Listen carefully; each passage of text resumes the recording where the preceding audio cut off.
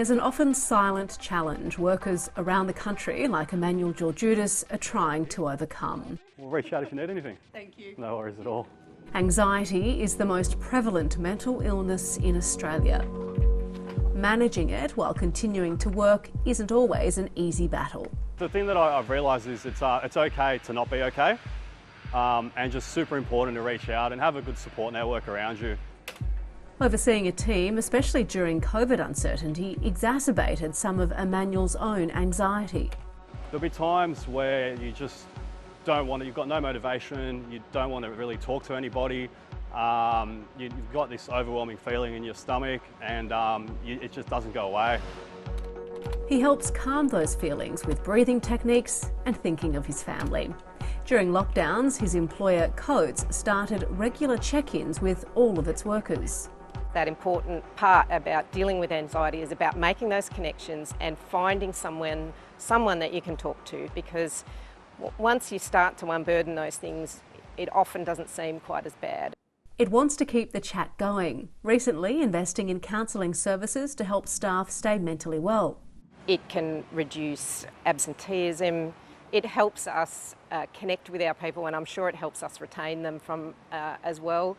It helps in their day-to-day productivity at work. When you're not worrying about a whole lot of things, then you're focused on your work. Anxiety is the most common mental health condition in Australia, and the Productivity Commission estimates all mental illness costs the economy up to $220 billion a year. Up to $17 billion of that is caused by workplaces, while covering absenteeism costs about $10 billion a year. We're looking at a cost of tens of billions of dollars from people who are inhibited by anxiety from joining the labour market, finding and keeping work, attending work, and doing the job to the best of their abilities. The Australian Mental Health Index, where the further a score is below zero, the worse it is, reveals mental well-being continues to fall and anxiety rates are worsening.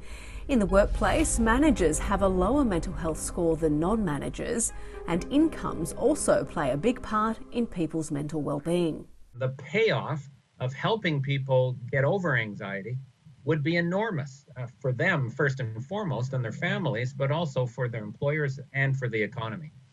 Sunny Bahuguna joined global accounting firm EY in early 2020. In consulting, there's a lot of different things you kind of have to look out for and sort of make the time for yourself, I think, is a big component of that, because often you can get swept away just in the busyness of it all and sort of burn out. Last year, EY implemented company-wide unplugged days to help everyone switch off. And that means that we can all take a genuine break and you're not worried about the phone ringing for something urgent or looking forward to coming back to a large amount of unread emails. One way Sunny manages his anxiety is making sure he leaves the office in time for dinner with his family. But he says businesses need to help their staff too.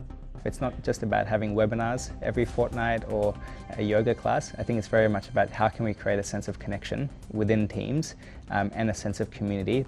A connection and community that could help millions of people and save billions of dollars.